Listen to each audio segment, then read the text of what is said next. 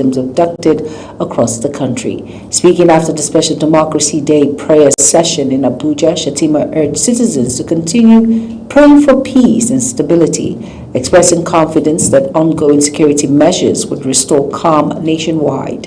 He also paid tribute to past heroes of democracy and reaffirmed the administration's determination to strengthen security and national unity. Senate President Godswill Akpabio has said that while legislative oversight remains a constitutional duty of the National Assembly, this is not the right time for public probe of the military because of the ongoing security challenges confronting the country. Akpabio stated that subjecting the armed forces to a public legislative investigation at a time when troops are battling terrorism, banditry, and other security threats across the country could undermine their morale and operational effectiveness. The clarification was contained in a statement issued by his special advisor on media and publicity, Honorable Esime Eyebo, who also dismissed reports claiming that the Senate President had promised to secure senatorial ticket for lawmakers who lost their party primaries. Nigeria Democratic Congress presidential candidate Peter Obi has criticized President Bola Ahmed Tinubu's approval of the recruitment of 1,000 forest guards in Oyo State, describing the move as a reactive response to Nigeria's worsening insecurity challenges. Obi argued that while strengthening security is necessary, interventions should be part of a coordinated national strategy rather than measures triggered by individual incidents, warning that insecurity now affects several states across the country. He maintained that addressing the crisis requires stronger leadership and national unity, job creation, and comprehensive reforms capable of tackling the root cause of violence and criminality. The federal government has reaffirmed its commitment to protecting the lives of all citizens, declaring that the safety of citizens and the right to education remain top priorities of the Tinubu administration. The assurance comes amid renewed concern over the abduction of school children and teachers in parts of the country. Nafisa Baba reports. Recent attacks on schools in Oyo and Borno State have once again brought the nation's security challenges into sharp focus, raising concerns over the safety of students and protection of learning environments across the country. Addressing journalists in Abuja, the Minister of Information and National Orientation, Muhammad Idris, described the abduction of innocent school children and their teachers as an assault not only on affected families and communities but also on the future of the nation. According to him, such an act threatens the country's educational system and undermines the values that unite Nigerians. Recent events in Oyo and Borno State, especially, and indeed in other parts of the country, have again tested our collective resolve as a people. The abduction of innocent school children and their teachers is not merely an attack on families or communities. It is an attack on the future of our nation, on education, and on the lives and the values that bind us all together as Nigerians. The minister reiterated President Bola Tinubu's resolve to ensure the safe return of all victims, stressing that no child should be held in captivity under any circumstance. He noted that the president has directed all security agencies to intensify rescue efforts and ensure that perpetrators of such crimes are tracked down and brought to justice. On behalf of President Bola Ahmed Tinubu, GCFR, and the entire federal government of Nigeria, I wish to assure all Nigerians that the safe return of every child and every teacher currently in captivity remains a top national priority. The President has made it clear that no child belongs in captivity and that no effort will be spared in ensuring that those responsible for these heinous crimes are brought to justice. Muhammad Idris further revealed that the federal government is strengthening collaboration with international partners to tackle evolving security threats, particularly terrorism and cross-border criminal activities. While operational details remain classified for security reasons, he assured Nigerians that intelligence and security agencies are working in close coordination to prevent future attacks and enhance the safety of citizens nationwide.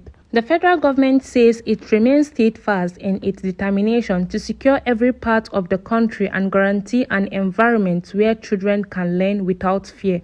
Nafisa Baba, Global TV News. As part of renewed efforts to strengthen security across the Federal Capital Territory, the FCT Police Command has announced the arrest of 3 suspected kidnappers in Zuba. The Commissioner of Police, Ahmed Sanusi, disclosed this while briefing journalists in Abuja.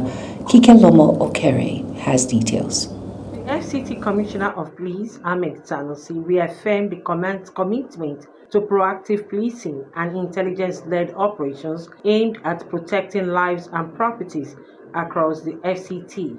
He further disclosed the arrest of 2 suspected ammunition suppliers allegedly linked to terrorists and bandits, as well as members of a one-chance robbery syndicate, bringing the total number of suspect arrests to 7.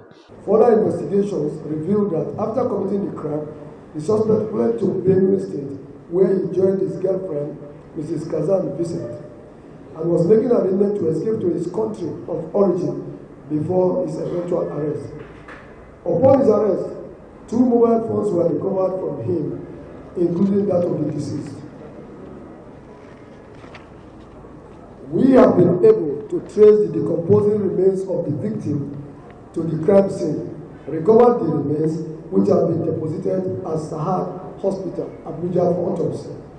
The Commissioner further reveals the enforcement of Inspector General of Police directive on the total ban of tinted vehicles across the Federal Capital Territory. He says the measure forms part of broader intelligence-driven policing strategies aimed at combating kidnapping, armed robbery, and other violent crimes, strengthening public safety within the territory. According to the command, security agencies have observed that criminals increasingly exploit tinted glass to conceal identities and evade detection during operations. FCT Police Command has commenced a comprehensive enforcement operation targeting vehicles operating in violation of these regulations.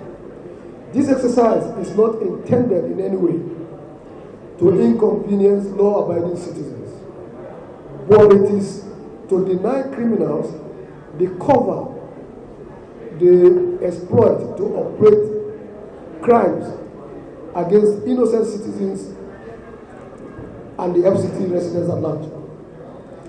As part of this ongoing enforcement, over 30 vehicles found to be operating with tinted glasses, covered or obscured number plates, and without proper registration have been impounded. The Commissioner of Police called on residents to remain vigilant and support security agencies by promptly reporting suspicious activities within their communities. He further says renewed security measures are part of ongoing efforts to strengthen public safety and sustain the fight against criminal elements operating within the Federal Capital Territory. Kike Lomo Okere, Global TV News. Moving on now, President Bola Ahmed Tinubu has congratulated the founder and general superintendent of the Deeper Christian Life Ministry, Pastor William Kumuyi, on his 85th birthday. Tinubu described Kumuyi as a remarkable servant of God whose unwavering faith and dedication have shaped one of Nigeria's most influential Christian ministries for over 5 decades. In a statement signed and released on Saturday by his special advisor on information and strategy, Bayo Ononuga, the president praised Kumuyi's impact on believers across Nigeria and the world, noting that his voice, writings, and ministry has reached far beyond the church. The abductors of retired Major General Rabi Abubakar and his wife have released a video showing the couple in captivity and demanding the release of 3 detained associates alongside the return of livestock allegedly seized from them. In the footage, the former Director of Defense Information's wife appealed to authorities and community leaders in Katsina State to facilitate compliance with the demands, while the retired military officer called for dialogue and peaceful resolution of the situation. Reports indicate that communication has already been established between the abductors and the family, although security agencies and the Katsina State government are yet to issue official responses to the latest development. The Muslim community in Oyo State has condemned the Sharia-related demand reportedly made by terrorists holding teachers and pupils abducted from schools in Orire local government area, declaring that the criminals do not represent Islam or Muslims. The position came as public and private schools across Oyo State's 33 local government areas shut down in solidarity with the abducted victims. The abductors who attacked 3 schools in Esenile, Yawota, and Alausa communities on May 15th reportedly demanded the release of detained terrorist commanders, payment of ransom to Hilux vehicles, and the implementation of Sharia-related law before freeing the captives.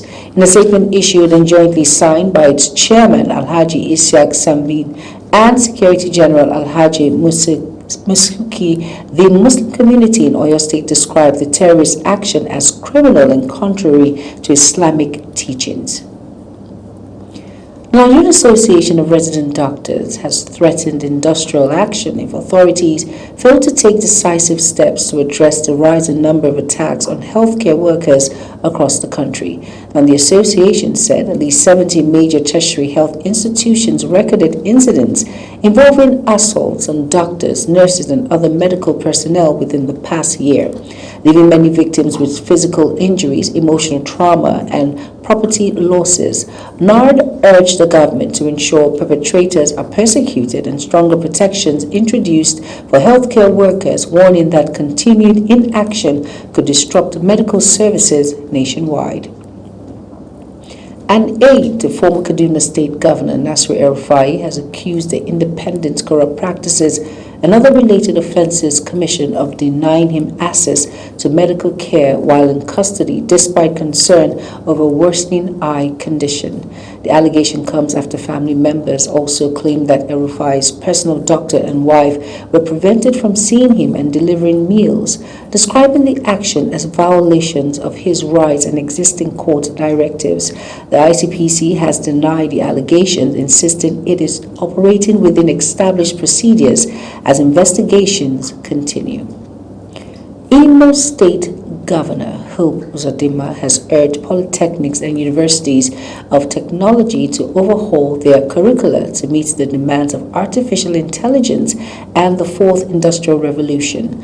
The governor, who made the plea while receiving a delegation of the Academic Staff Union of Polytechnics, ASUB, following the union's workshop in Imo State, also called for total reforms in Nigeria's tertiary educational system. Our correspondent, Amarachi Ibe, tells us more. As artificial intelligence and emerging technologies continue to reshape industries and economies worldwide, concerns are growing over whether Nigeria's education system is producing graduates equipped for the future. Governor Hope Uzodinma says tertiary institutions must move beyond traditional teaching and embrace modern technology-driven learning capable of preparing students for an increasingly competitive global economy. He stressed the need for urgent curriculum reforms across polytechnics and universities of technology to reflect current realities and emerging global trends. There is need for you as a union to challenge your authorities to review your curriculum, move you out of analog technology to digital technology. Because that is the new economy. In 12 years' time, the present curriculum you are practicing may not have any position in the labor market. Governor Uzodinma also challenged academians to intensify research in artificial intelligence, digital innovations, and emerging technologies, describing research and innovation as critical tools for economic growth and national competitiveness. He warned that outdated educational framework have widened the technological gap and called for stronger collaborations between academia and industry to drive innovations and practical learning. So the starting point is to review your curriculum. So as you are coming out, the labor market will be friendly to you. People want only to employ those who will work, not those who will be idle. The economy of the country, even the global economy, detests complacency. Earlier, leader of the delegation, Comrade Chibuza Sumoa, commended the Imo State government for supporting education, improving infrastructure, and creating what he described as conducive environment for academic activities. He noted that the union selected Imo State for its workshop because of the peaceful atmosphere and government commitment to educational development. And the choice of Imo State was made because we felt that Imo State has become a place where security is assured under your watch. Stakeholders at the meeting expressed optimism that stronger partnership between government and academic institutions will help reposition technical education and produce graduates better equipped for the opportunities and challenges of the rapidly changing world. From Government House Owerri, I'm Marachi Ibe, Global TV News. Across Nigeria, many young people are expressing growing concern over governance, economic hardship, insecurity, and what they describe as limited opportunities for meaningful participation in decision-making. While youths remain active in civic discussions and public engagements, many say they're demanding more visible results from leadership and public institutions. Sadatu Garba tells us more.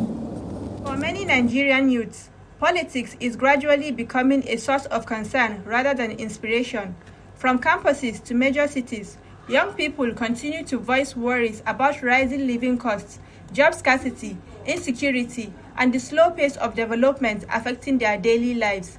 In recent years, youth participation in election and civic movements increased significantly, driven by calls for reform, accountability, and inclusion. However, some young Nigerians say they are becoming less optimistic due to unmet expectations and slow policy impact. If you look at the National Assembly, the Senate President is over 60-something years, the President is almost 70-something years, the Speaker is almost 50-something years. Where are the youth? There's only Kenya. Like we said, like 40 years down. Other one are above 60 years. So where are the youths? No youth. Economic challenges remain a major issue. Despite growing numbers of educated and skilled youths, many continue to face difficulties finding stable employment, while others seek opportunities through entrepreneurship or relocation abroad. Young people today are more informed and more engaged in governance conversations than ever before.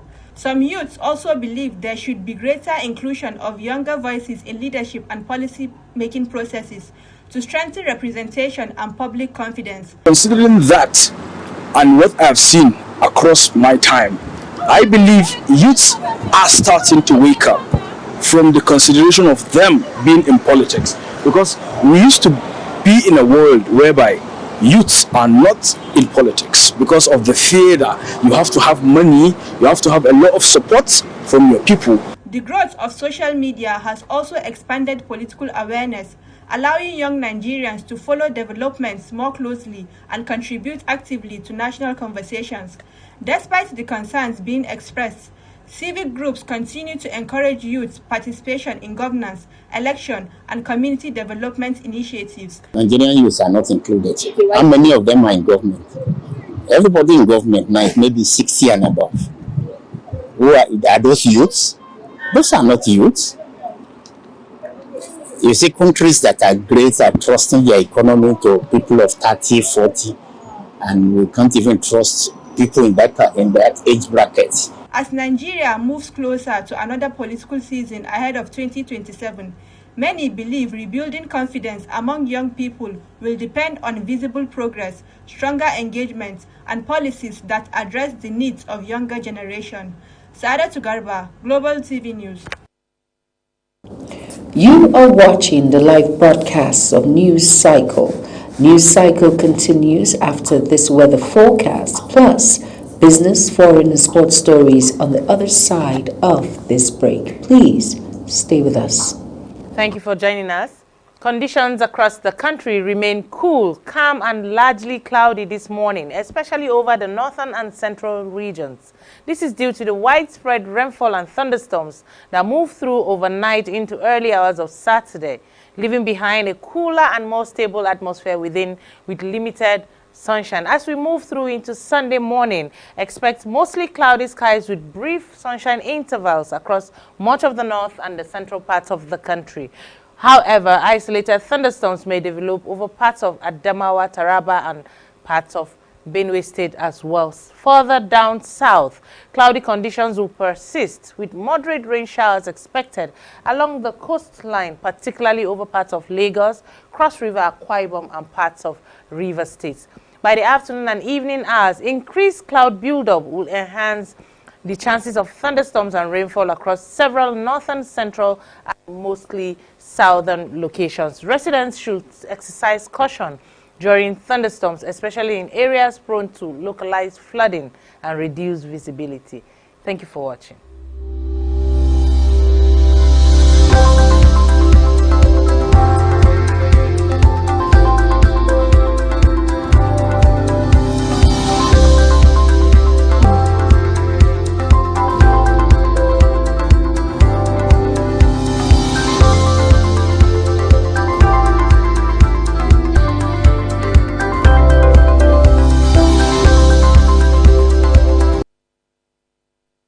You're welcome back, and if you're just tuning in, this is News Cycle on Global Television.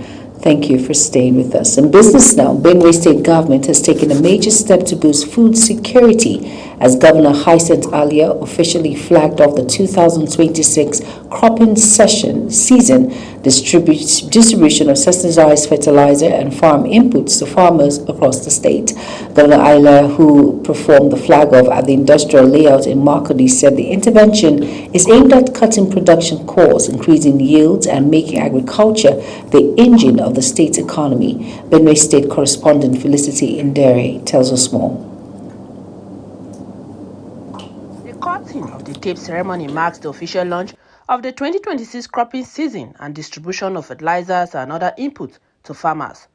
Governor Hyacinth Alia announced that the 2026 input distribution will cover all the 23 local government areas, adding that the volume of fertilizers and other inputs have been increased to match the expanding farming populations. May this season be greatest than every other season previously.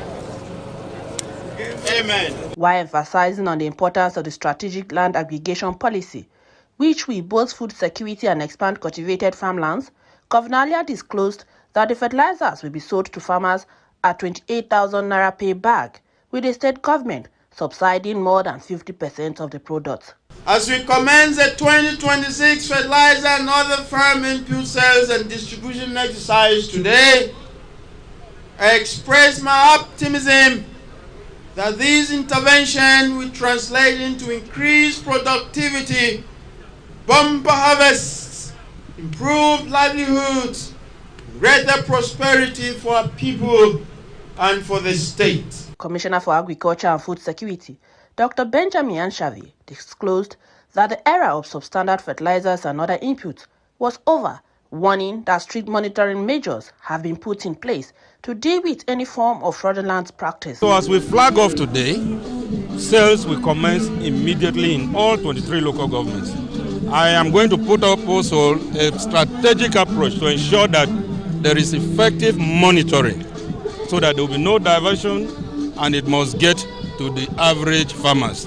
Chairman of the contracting firm, Julius Atoro, while commending the introduction of the cashless fertilizer distribution system adopted by the present administration, said the reform has enhanced transparency, accountability, and efficiency in the sector. Benue has been suffering, and Benue farmers have been suffering from the issue of adulterated fertilizer. We gave the governor our word, and we said, with this partnership, the issue of fake fertilizers will be a thing of the past. I am happy to report to you that we have delivered on that promise and on that mandate. With the 2026 cropping season now officially open, Benue is banking on timely access to inputs to drive Bomba's harvest, create jobs, and strengthening the state's position as Nigerians' food basket. In Makudi, Felicity Ndere, reporting for Global Television News. Over now to foreign news now. Hundreds of migrants displaced by xenophobic violence in South Africa's Western Cape province have begun leaving affected communities under arrangements coordinated by local authorities. According to officials, nearly 600 Mozambicans have already returned home, while other foreign nationals from Malawi, Zimbabwe, and neighboring countries remain in temporary shelters awaiting relocation or repatriation.